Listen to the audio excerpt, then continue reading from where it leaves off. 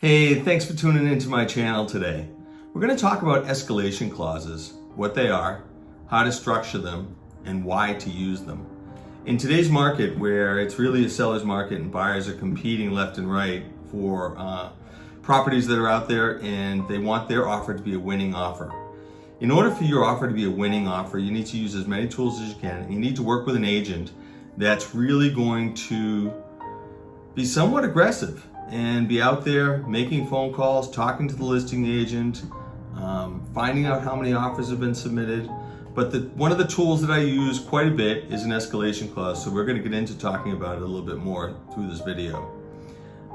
I want to thank you for attending today's video, and if you like what you hear, please subscribe to my channel and tap that bell so that you receive notifications when I create more content.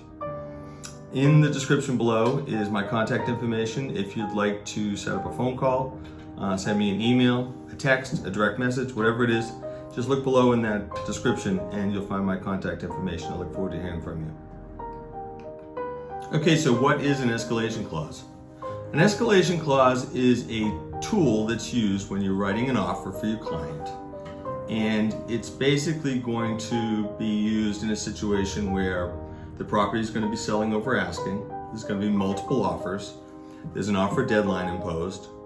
And the question that I ask my buyers on a regular basis in this market is, what is that number that you won't come back to me if you lose this deal and say, I would have paid that?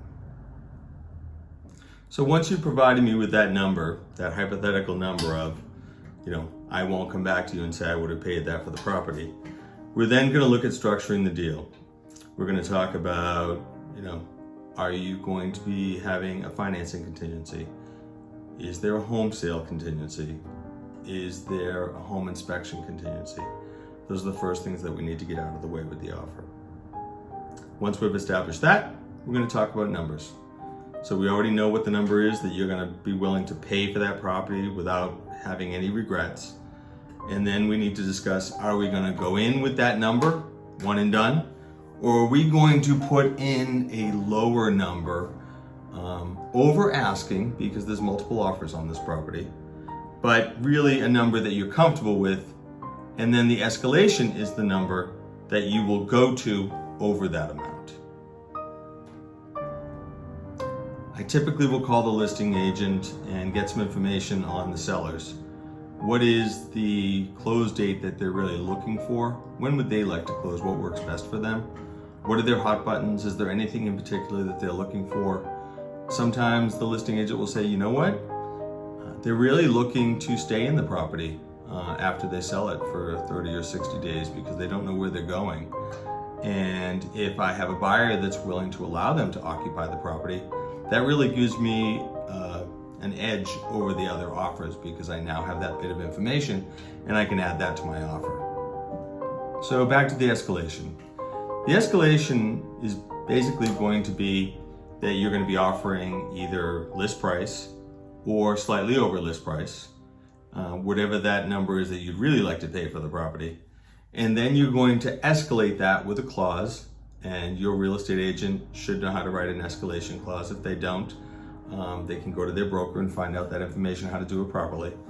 But you're going to write an offer with that number, and then buyer is willing to pay $1,000, $2,000, $5,000, $10,000, whatever that number is, over a higher offer to a maximum of, and then you're going to put in that number, which is the most you would be willing to pay for that property, and you'll have no regrets if it sells to someone over that. Now, an escalation clause can work against a buyer, and in a situation where, say, a property is $700,000 and your offer is $710,000 with an escalation to $800,000. But someone else has presented an offer of $790,000, flat out, no escalation clause. They put their best foot forward. I have had sellers look at that and say, you know what? Despite the fact that this deal over here has an escalation clause and they're willing to go to $800,000. I like the fact that this other offer, they submitted their best foot forward and they just went clean, straight, 790. And I'm going to accept that offer because I like the fact that they did that. So just know that sometimes just putting your best foot forward, one and done, this is the most I'm willing to pay for the property, will work to your advantage. Hey, thanks for joining me today on the video about escalation clauses. Hopefully I provided you with some insight and some tools on how to use an escalation clause and what it is. If you need any assistance in the future regarding escalation clauses and how to structure them, or you need some help with buying or selling, my contact information is listed below. You can email me, text me, call me, instant message me, just reach out. Anyway, if you like this content today, please subscribe to my channel and tap that bell so that you receive notifications on future information and content as I publish it. Have a great day.